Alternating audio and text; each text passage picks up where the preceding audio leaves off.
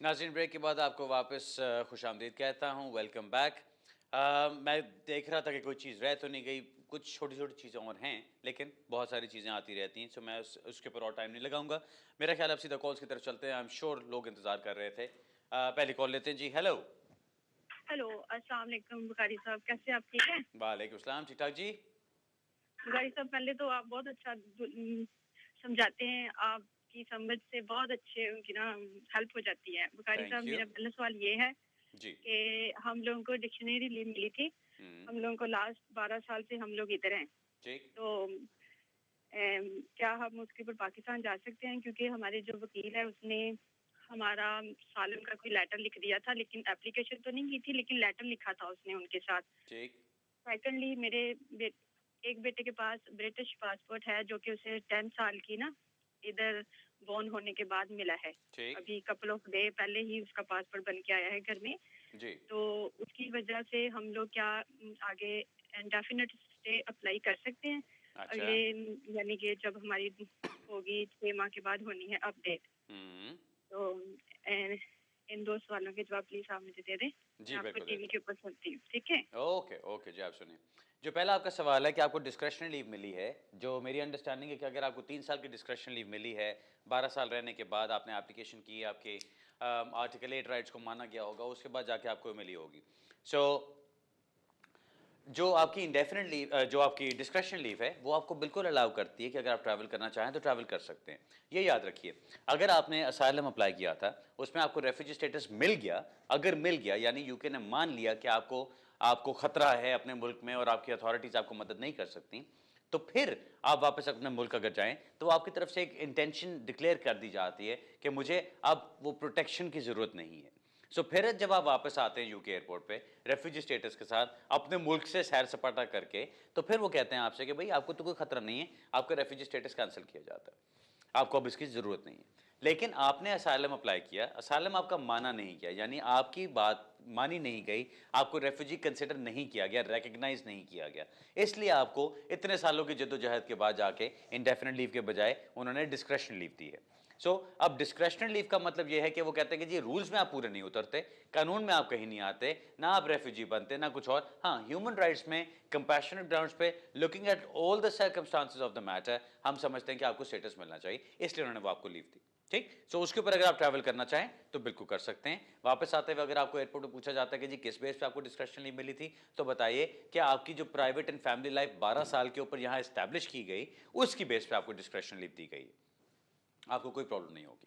ठीक, दूसरा सवाल आपका, बेटे को आपके ब्रिटिश नेशनल वो ब्रिटिश पासपोर्ट मिल गया, ब्रिटिश नेशनैलिटी मिल गई, यानी आपने प्रूव किया कि वो यहां पैदा हुआ और उसने कंटिन्यूस अपनी जिंदगी के 10 साल यहां पे गुजारे हैं, उसकी बेस पे उसको यहां पे मिल गया। अब आप उसकी बेस पे अगर अप्लाई करना चाहते हैं कुछ भी, तो आपको जिम्ब्रानो केस के थ्रू जाना पड़ेगा, जिसके अंदर जाके आप अप्लाई करते हैं, तब भी आपको डिस्क्रिशनरी लीव ही मिलनी है, आपको और कुछ नहीं मिलेगा अभी उसके अंदर। मेरी नजर में उसका कोई फायदा नहीं है। 3 साल आपके कंप्लीट होते हैं, डिस्क्रिशनरी लीव के लिए एक्सटेंशन अप्लाई कीजिएगा, 3 साल और गुजरेंगे, 6 साल के बाद आप इंडेफिनेट के लिए अप्लाई कर सकते हैं। उससे पहले ना कोई छेड़ने की जरूरत है, ना कोई नई चीज करने की जरूरत है। सुकून से सब्र शुक्र करके अपना काम करें और अपने आप को इंप्रूव करें और यहाँ पे एक वो कहते हैं ना meaningful member of the society बन के दिखाएं इनको, ताकि इनको और भी एग्जाम्पल्स मिलें कि सब लोग ऐसे नहीं होते कि वो बस वो चोरी चकारी कर रहे हो तो सिर्फ बेनिफिट्स खा रहे हो तो और कुछ भी ना कर रहे हो। ठीक है, आपको मैं इतना ही कहूंगा, जो बेटे को आपके पासपोर्ट मिला है उसकी वजह से अभी आपको कोई एप्लीकेशन करने की जरूरत नहीं है, प्लीज उसमें मत जाएगा, अपने सिचुएशन को कॉम्प्लिकेट करेंगे। जब आपके 3 साल कंप्लीट होते हैं और एक्सटेंशन के लिए अप्लाई करें, अगले 3 साल के बाद आपको इंडेफिनिट लीव मिल जाएगी इंशाल्लाह। अगला सवाल लेते हैं जी। हेलो। हेलो जी। जी हेलो। हेलो, सलाम वालेकुम अली भाई। जी मैं आपसे 2 सवाल पूछना चाहता हूँ अली भाई। बताइए। मैं इस कंट्री में 2002 में आया था हाँ और 2004 में असाइलम हुई, वो रिफ्यूज हो गई और उसके बाद 2005 में मैंने एक ओवरस्टेयर लड़की से शादी कर ली। हम्म तो उसके बाद 2010 में हमने लेगेसी में एप्लीकेशन डाला, तो एमपी से फोन करवाने की वजह से वो इस जनवरी में रिफ्यूज कर दी गई। अच्छा तो उसको जुडिशियल रिव्यू में चैलेंज किया, तो उन्होंने तो होम ऑफिस के सोलिसिटर ने डिफेंड किया कि ये इसने साइन करने छोड़ दिए थे, हमसे भाग गया था ऐसे ऐसे। तो तो जुडिशरी रिव्यू भी अभी रिफ्यूज हो रिफ्यूज हो गया है। ठीक तो अभी तो मेरे वकील ने वो उसको चैलेंज किया, तो हाई कोर्ट में हियरिंग है मार्च में। ठीक तो मैं आपसे पूछना चाहता हूँ कि जनवरी में मेरा बच्चा 7 साल का होने वाला है, तो मुझे वो एप्लीकेशन भी कर देनी चाहिए या हियरिंग पर ही पहले जाना चाहिए? और हियरिंग अगर आपकी कब मार्च में बताई आपने? हाँ जी, हियरिंग आपने बताई हाँ मार्च में? मार्च में, हाँ जी। ठीक है तो ठीक है जनवरी में मेरा बच्चा 7 साल का होने वाला, जो यहाँ पैदा हुआ। 2 ठीक बच्चे हैं मेरे, एक 2.5 साल का। ठीक और एक सवाल पूछना था, अगर मैं वो एप्लीकेशन करता हूँ, क्या इसका असर पड़ेगा जो लेगेसी रिफ्यूज हुई है इसका उस ओके एप्लीकेशन? चलें मैं 2 बताता हूँ सर, बहुत अच्छा सवाल आपने पूछा है। वो इसलिए कि आपके इस सवाल के अंदर बहुत सारी वो क्वेश्चंस उठते हैं जो लीगल पॉइंट्स हैं, और वो रोज़ाना इतनी वो स्टैंडर्ड चीज़ें करते करते जब कोई ऐसा सवाल मिलता है जिसमें दिमागी गरारियाँ चलती हैं तो मज़ा आता है। आपके मेन बात ये देखें, लेगेसी के अंदर क्या केसेस थे जिनको स्टेटस मिला। लेगेसी में उन लोगों को स्टेटस मिला जिन्होंने असाइलम किए थे, असाइलम रिफ्यूज़ हो गए, कुछ भी हो गया, लेकिन वो होम ऑफिस के साथ इन टच रहे। ये मैं बहुत देर से कहता आ रहा हूँ। इस चीज को अब उन्होंने प्रूव किया है जब होम ऑफिस से उन्होंने एक इंफॉर्मेशन मांगी है कि आपने किन लोगों को स्टेटस दिया, तो इससे ये पता चला है कि जिन लोगों ने असाइलम किए थे, जो उनके साथ रिपोर्टिंग पे रहे या कोई ना कोई एप्लीकेशंस करते रहे और अभी तक चलते रहे और अभी तक यहीं पे थे, उनको उन्होंने लेगेसी में स्टेटस दिया। एक बंदा जो यहाँ पर आया अपने दोस्त के साथ, 2 बंदे आए, एक बंदे ने दोनों ने आके असाइलम इकट्ठे किया, लेट्स से 2002 में। उसके बाद एक साइन करता रहा, उसके बाद रिफ्यूज होने के बाद भी दूसरा गायब हो गया। जो बंदा साइन करता रहा उसको तो उन्होंने लेगेसी में स्टेटस दे दिया, जो गायब हो गया वो अब आके लेगेसी की रिप्रेजेंटेशंस करेगा तो उसको रिफ्यूज कर देंगे। आपके साथ यही चीज की है उन्होंने। आपको उन्होंने इसलिए रिफ्यूज किया कि आप उनके साथ इन कांटेक्ट नहीं रहे, आपने उनके साथ वो राब्ता नहीं रखा जो वो चाहते थे। उन्होंने आपको उसमें रिफ्यूज कर दिया, बिकॉज ये डिस्क्रेशन वाली बात है। दूसरी चीज ये याद रखें कि डिस्क्रेशन के लिए आप अंगूठा रख के किसी गले पे उससे वो ले नहीं सकते। डिस्क्रेशन का मतलब ये होता है कि एक बंदे की मर्जी है कि वो किसी को दे या ना दे। यहाँ पे होम ऑफिस की मर्जी थी कि वो अपनी पॉलिसी के मुताबिक आपको कंसिडर करें या ना करें। उन्होंने पॉलिसी के मुताबिक कंसिडर किया, नहीं बना, इसका मतलब उन्होंने डिस्क्रेशन गलत नहीं एक्सरसाइज किया, सही एक्सरसाइज किया, एंड देयरफॉर उसके अंदर कोई इंटरफेरेंस नहीं होनी चाहिए। मेरी नज़र में ऑलरेडी आई थिंक हकीमी नाम का केस है, मोहम्मद नाम का केस है, जिसके अंदर उन्होंने ऑलरेडी हाई कोर्ट में इस चीज़ को डिसाइड कर दिया हुआ है कि इन केसेस को किस नज़र से देखना है। हाँ ठीक है, कुछ पॉइंट्स और भी चल रहे हैं। अब जब आप जुडिशियल रिव्यू एप्लीकेशन करते हैं, आपकी judicial review application on papers की जाती है, उसको पहले जज ने ऑन पेपर्स डिसाइड करना है। अब वो पेपर्स पे अगर उसको रिफ्यूज कर देता है तो आपके पास 7 दिन का टाइम होता है कि आप वो एप्लीकेशन रिन्यू करा के कहते हैं कि जी मुझे कोर्ट में हियरिंग चाहिए। अब अगर आपने वो हियरिंग मांग ली तो उसका मतलब ये नहीं कि आपका केस कहीं अगले स्टेप पे पहुंचा है, उसका मतलब सिर्फ ये है कि आपको आधा घंटा दिया जाएगा कोर्ट में जज के सामने जाके किसी तरह जज को मनाने के लिए कि जी ये आपके साथ ज्यादती है, होम ऑफिस ने गलत किया है और आपको डिफरेंट ट्रीट किया गया है बाकी सब लोगों से। मुझे फ्रैंकली मैं आपको सही बताऊं तो मुझे इसके अंदर थोड़ी वीकनेस नजर आती है। मुझे नहीं लगता कि ये आपका बड़ा स्ट्रॉन्ग पॉइंट बनता है, बट इन एनी केस ये आपका जाके मार्च में है आपकी जो हियरिंग है। पर्सनली अगर आप मेरे क्लाइंट होते तो शायद मैं आपको कहता कि मुझे इसमें कोई खास चांस नजर नहीं आता, स्पेशली जब आपके बच्चों को यहाँ पे आपके बच्चे को 7 साल होने वाले हैं। आप इतने लंबे अरसे से आए हुए हैं यहाँ पे, आपके आर्टिकल 8 के आपके ह्यूमन राइट्स के बेसिस पे आपको स्टेटस मिल सकता है। अपने बच्चे की बेस पे अप्लाई कीजिए, जब उसको 7 साल कंप्लीट हो जाते हैं और आप इमिग्रेशन रूल्स के तहत अप्लाई कर सकते हैं। अगर आप वो चीज़ करते हैं और वो एप्लीकेशन आपकी चल रही होती है और आप हेयरिंग पे भी चले जाते हैं अपनी जुडिशियल रिव्यू की, उससे कोई फर्क नहीं पड़ता। जुडिशियल रिव्यू याद रखिए जो आपका हो रहा है वो आपकी किसी लीव टू रिमेन एप्लीकेशन के ऊपर नहीं हो रहा। लीव टू रिमेन एप्लीकेशन वो होती है जिसमें आप होम ऑफिस की फीस जमा कराते हैं उनको साथ, या जो यूरोपियन केस वर्क के अंदर आती है आपकी लीव टू रिमेन के लिए। यहाँ पे आपकी जो जुडिशियल रिव्यू की एप्लीकेशन चल रही है वो इस बेस पे चल रही है कि आपने लेगेसी की रिप्रेजेंटेशंस की थी, आपने रिक्वेस्ट किया था कि आपकी केस को लेगेसी में कंसिडर किया जाए, जो उन्होंने नहीं कंसिडर किया, इसलिए आप उसको वहां पे लेके चल रहे हैं। वो आपकी लीव टू रिमेन एप्लीकेशन नहीं है। लीव टू रिमेन एप्लीकेशन आपकी जब बच्चे के 7 साल हो जाते हैं तब अप्लाई कीजिएगा। FLR फॉर्म के ऊपर आप कर सकते हैं उसको। Obviously I would not suggest कि आप खुद करें, बिकॉज अनलेस आप बहुत अच्छी तरह कानून को समझते हैं, खुद अपना ऑपरेशन करने का कोई फायदा नहीं है। सो मेरी नज़र में यही है कि किसी प्रॉपर वकील के पास जाके अपनी सही तरह से एप्लीकेशन कराएं। आपके बच्चे के केस को सही तरह प्रेजेंट करना है। एक मौका आपके पास होता है जब आपने केस को सही तरह प्रेजेंट कर दिया। अगर आपने सही एविडेंस ना लगाया, सही अपनी आर्ग्यूमेंट्स ना लगाई, केस आपका रिफ्यूज हो गया तो लंबा खाता पड़ जाएगा, फिर आपको लंबी लंबी चीजें करनी पड़ेंगी।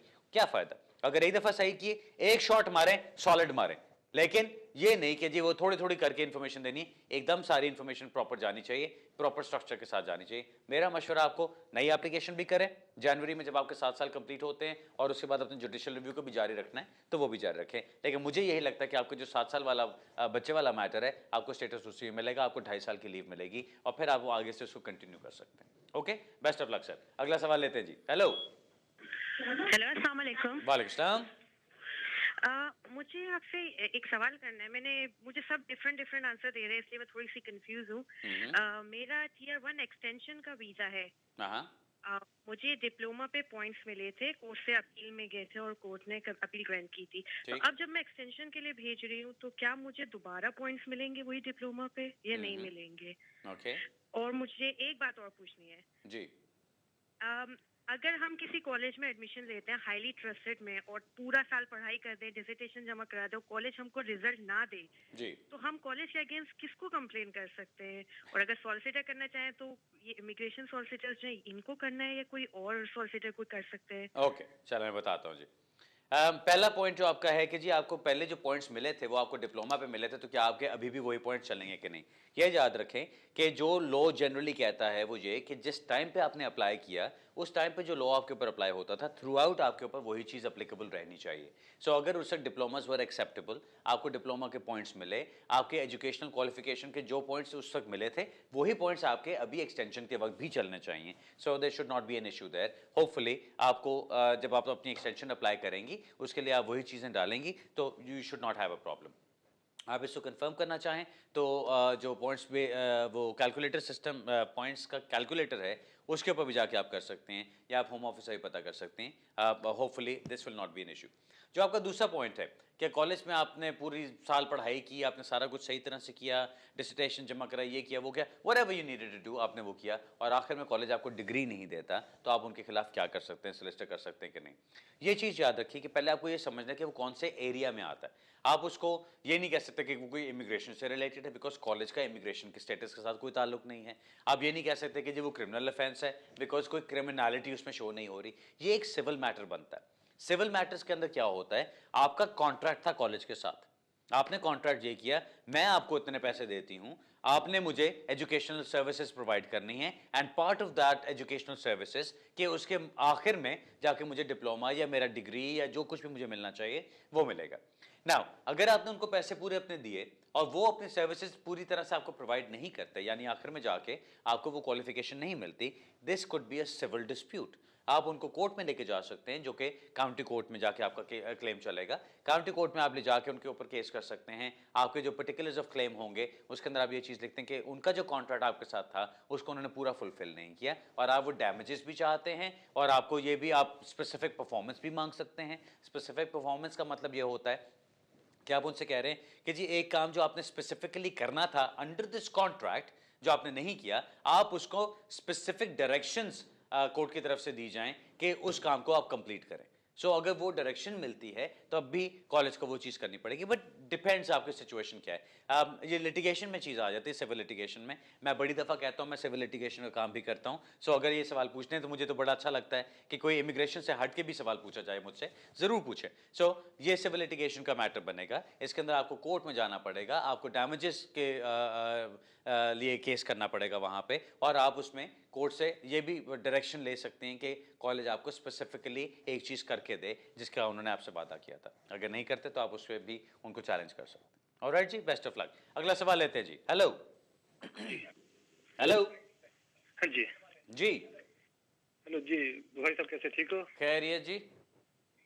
जी बुखारी साहब, मैंने जुलाई के अंदर, हेलो जी जी बताएं, मैं सुन रहा हूँ। जी, मैंने जुलाई के अंदर 7 ईयर के ऊपर FLR एप्लीकेशन की थी। ठीक, चल बोलते जाओ, मैं सुन रहा हूँ। उसके बाद सितंबर के अंदर मैं कहीं पे काम करता हुआ पकड़ा गया था। ठीक। तो उसके बाद उन्होंने मेरे को साइनों के ऊपर लगा दिया जी। हस्बैंड वाइफ दोनों को। ठीक। तो उसके बाद रेगुलर हम साइन के ऊपर जा रहे हैं। तो नवंबर के 3rd वीक में उन्होंने हमारी एप्लीकेशन रिफ्यूज कर दी। ठीक। तो उसके बाद मैंने सोलिसिटर से कांटेक्ट किया तो उन्होंने एक रिव्यू के लिए लेटर लिखा उनको कि इसको आपने डिसीजन जो दिया ठीक नहीं दिया, अब इसको रिव्यू दीजिए, क्योंकि उन्होंने अपील का राइट भी नहीं दिया बीच में। ठीक। तो मेरी आपसे ये रिक्वेस्ट थी कि एक तो हम दोनों हस्बैंड वाइफ साइन के ऊपर जाते हैं, और उन्होंने अपील का राइट भी नहीं दिया है। तो कुछ बता सकते हैं कि हमारा आगे जाके क्या होगा, या कुछ मिलेगा इस एप्लीकेशन के ऊपर, या आपको टोटल टाइम कितना हो गया यहाँ पे? जी जुलाई में 7 साल पूरे हो गए थे। जुलाई में ही हुए थे 7 साल। चलें ठीक है, मैं जी, बताता हूँ। 13 जुलाई को 7 साल पूरे हो गए थे। ठीक है, मैं बताता हूँ। 5 जुलाई को एप्लीकेशन डाली थी। हाँ। तो उसके बाद और बच्चों की एजेस क्या हैं? गया था। बच्चों की क्या एजेस हैं? मेरी डॉटर जो है वो 12 साल की है। अच्छा। जो जब आई थी वो 5 साल की थी, स्कूल में पढ़ रही 7 साल से। ठीक जी, 8वां साल लग गया है। तो अब हमारे को यही फिक्र है कि कैसे होगा कि कहीं हम साइन पे करने जाएं तो हमारे को वहीं पे बिठा ना लें वो या अगर हमारे को अपील का राइट नहीं देते तो हम आगे क्या कर सकते हैं। सर मुझे ये बताओ कि उन्होंने जो अभी आपको रिफ्यूज किया है, उस रिफ्यूजल लेटर में उन्होंने क्या लिखा है कि जी हम 7 साल की वो जो नए इमिग्रेशन रूल्स में आता है पैराग्राफ 276 ADE को अप्लाई करते हैं, लेकिन आपके बच्चे को 7 साल होने के बावजूद हम स्टेटस नहीं दे रहे जी, ये कहा है? जी उन्होंने कुछ, हाँ जी उन्होंने बेतुके से। चले मैं बताता हूँ जी। यही मसला होता है बिल्कुल स्पेसिफिक्स में जाने का, बिकॉज मुझे फिर सवाल पूछने पड़ते हैं और जवाब नहीं मिलते मुझे। बट इन एनी केस मैं आपको इतना बता दूं कि जो आपने अभी जिक्र किया कि जी बेतुके से उन्होंने वो चीज़ें डाली हैं, होम ऑफिस का डिसीजन है, बेतुका ही होता है। सो उसकी फिक्र ना करें आप। वो अब जो डिसीजंस आ रहे हैं स्पेशली आफ्टर जुलाई 2009 ये 2012, वो तो बहुत ही स्टूपिड डिसीजंस होते हैं कि उसके अंदर सिर्फ वो क्या करते हैं, आपकी लंबी चौड़ी हिस्ट्री हमने बना के भेजी, इतनी इतनी मोटी एप्लीकेशंस भेजी, और उसका एक सफ़े का लेटर आ जाता है कि जी पैराग्राफ 276D में आप नहीं आते क्योंकि आपको 20 साल भी नहीं गुजरे, आपको बच्चे के साथ 7 साल नहीं गुजरे, आपकी उम्र 18 साल से 25 साल नहीं और आपने आधी जिंदगी यहाँ नहीं गुजारी, और आपकी टाइज भी अपनी कंट्री के साथ टूटती नहीं है, इसलिए हम आपको कुछ नहीं दे सकते। खत्म हो गया, रिफ्यूज हो गया केस, तैयारी करो वापस जाने की। ये फ़ोन नंबर है, इस फ़ोन नंबर पर फ़ोन करो, आपको हमने एनफोर्समेंट को भेज दिए डॉक्यूमेंट्स, और दैट्स इट। ये उनका एक बेतुका सा लेटर आता है। बिल्कुल सही लफ्ज़ इस्तेमाल किया आपने उसके लिए।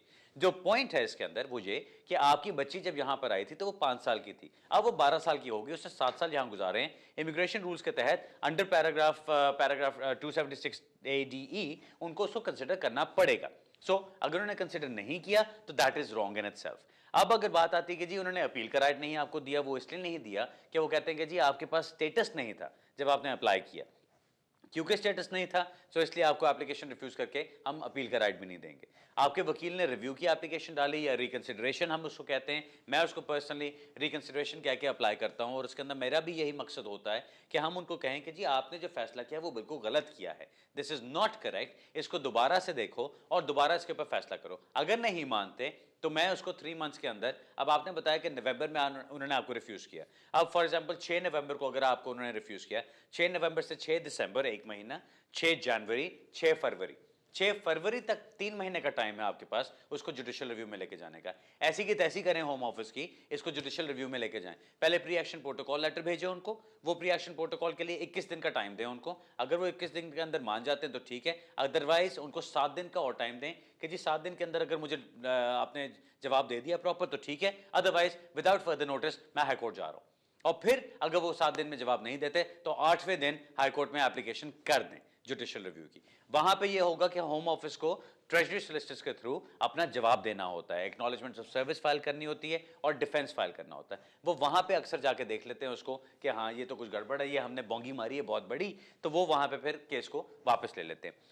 ये सब कुछ करने के लिए मैं आपको ये नहीं कहूँगा कि खुद करो सारा कुछ, मैं ये कहूँगा कि अपने वकील के थ्रू चलें। आई एम श्योर आपका वकील बहुत अच्छा होगा जो उसको सही तरह से हैंडल करेगा, सो कोई इशू नहीं होना चाहिए। लेकिन अगर वो उसको सही तरह हैंडल नहीं करता, आपको कुछ शक रहता है, तो अपना वकील चेंज कर लें फिर, क्योंकि अगर आपको अपने वकील पे फुल कॉन्फिडेंस है कि वो इसको हैंडल कर सकता है सही तरह से, तो फिर तो बहुत अच्छी बात है। वरना ऑफ कोर्स अब मेरे पास भी आना चाहें तो ज़रूर आइए, मैं इसको हैंडल करूँगा, बड़ी खुशी से हैंडल करूँगा, मज़ा आता है ऐसे केसेस का। सिर्फ एक बात जो मैं आपको कहना चाहता हूं जो इंपॉर्टेंट है, जो बाकी सुनने वालों को भी फायदा देगी इसके अंदर, 7 साल की पॉलिसी, 7 साल का जो उन्होंने अब ये डाला है बीच में, वो ये नहीं कहता कि अगर 7 साल आपके गुजर गए यहाँ पे बच्चों को तो वो 100% आपको स्टेटस मिलेगा, नहीं। 7 साल का मतलब ये कि उनकी एलिजिबिलिटी बनती है, यानी उनको कंसिडर किया जा सकता है। लेकिन अगर एक बच्ची 5 साल की थी जब यहाँ पर आई, उसने अपने होश के 7 साल यहाँ पे गुजारे हैं, वो तो बड़े स्ट्रॉन्ग फैक्टर्स बनते हैं। अब वो 7 साल जो उसने गुजारे, उसकी फोटोग्राफ्स लगाएं, उसका हुलिया कितना चेंज हो गया, उसकी लैंग्वेज चेंज हो गई, उसके ड्रेसअप का सेंस, उसके फ्रेंड्स, उसके एक सोशल कॉन्टैक्ट्स, उसकी हर चीज़, उसके मैनरिज्म्स, हर चीज़ चेंज हो गया होगा इस टाइम में। वो सब कुछ हमने दिखा के उसकी बेस पे आर्ग्यू करना है, और फिर आर्ग्यू ये करना है, या तो स्टेटस दो, अपना डिसीजन विड्रॉ करो, 3 महीने के अंदर अंदर स्टेटस दो, अदरवाइज अगर स्टेटस नहीं देते हम पूरा जुडिशियल रिव्यू फाइट करेंगे इसके ऊपर, और फिर हम इसको आगे देखते हैं कि आप क्या करते हो। अगर वो आपको स्टेटस देते हैं तो ठीक है, अगर स्टेटस नहीं देते तो उनसे कहो राइट ऑफ अपील दें, रिमूवल डायरेक्शंस दें आपको।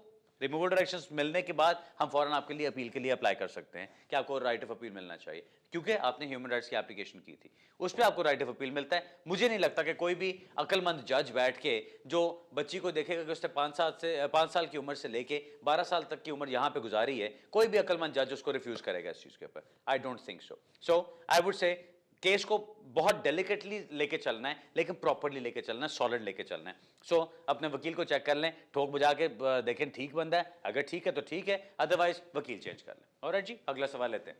हेलो हेलो जी, वालेकुम सलाम। अली भाई, मेरा जो है असाइलम क्लेम किया था 2006 में यहाँ, फिर उन्होंने रिफ्यूज करके फिर मैं लेगेसी में जो है अपील किया था, वो भी रिफ्यूज करके 3 महीने मुझे टाइम दिया था। तो अभी 3 महीने तो चला गया, मैंने कोर्ट में अपील ही नहीं किया, अभी मैं क्या कर सकता हूँ? बड़ा मुश्किल सवाल है आपका, वो इसलिए कि आपने मुझे कुछ नहीं बताया और आपने कह दी कि मैं आप क्या कर सकता हूँ। जो मुझे देखना है वो 3 महीने का, मुझे कुछ समझ नहीं आया कि आपने क्या कहा है। अगर उन्होंने आपसे कहा था कि जी 3 महीने के अंदर वो आपको डिसीजन देंगे, क्या क्या कहा था? 3 महीने वाली क्या बात है बीच में?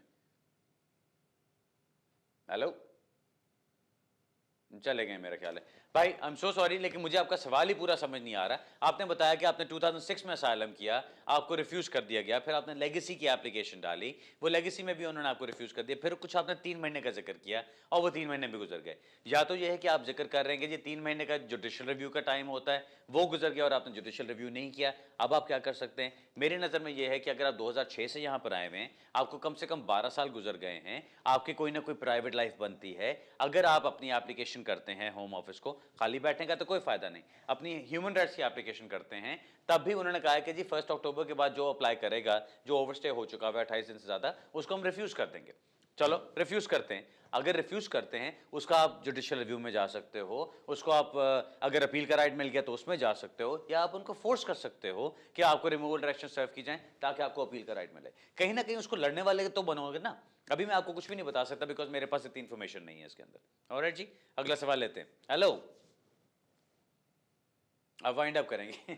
नाज़रीन सॉरी, आज के प्रोग्राम का टाइम ख़त्म हो रहा है। मैं जानता हूं कि आज मैंने बहुत ज़्यादा टाइम लगा दिया अपडेट्स देने में, लेकिन मेरा ख्याल है वो भी चीज़ ज़रूरी होती है, और बड़ी खुशी होती है कि जब अप्रिशिएट करते हैं लोग कि जो मैं एफर्ट इस प्रोग्राम में डालता हूं। सो अपनी वो जो कमेंट्स है वो जारी रखिए, मैं अपनी कोशिश यहाँ से जारी रखूँगा। जैसा मैंने प्रोग्राम के शुरू में कहा था, इस फ्राइडे को, ये जो फ्राइडे आ रहा है, इंशाल्लाह बर्मिंघम में लोगों से मुलाकात होगी। आप मुलाकात करना चाहते हैं तो ज़रूर कांटेक्ट कीजिएगा दफ्तर में, और फिर हम वहाँ से कोई टाइम सेट कर लेंगे। उसके अलावा जिन लोगों से आज बात हो गई, होपफुली आपके मसले मसाइल कुछ ना कुछ सॉर्ट आउट हो जाएंगे। मेरा मकसद यहाँ आपको बैठ के केस को सॉल्व करना नहीं है, इन्फॉर्मेशन देना है। सो उसके बाद अगर आपको लगता है कि वकील आपका ठीक है, ग्रेट, अदरवाइज अपना वकील चेंज कीजिए। ऑलराइट जी, अगले हफ्ते इसी वक्त इसी जगह पे इंशाल्लाह दोबारा मुलाकात होगी। तब तक के लिए इजाज़त चाहता हूँ। खुदा हाफिज़ एंड गुड इवनिंग।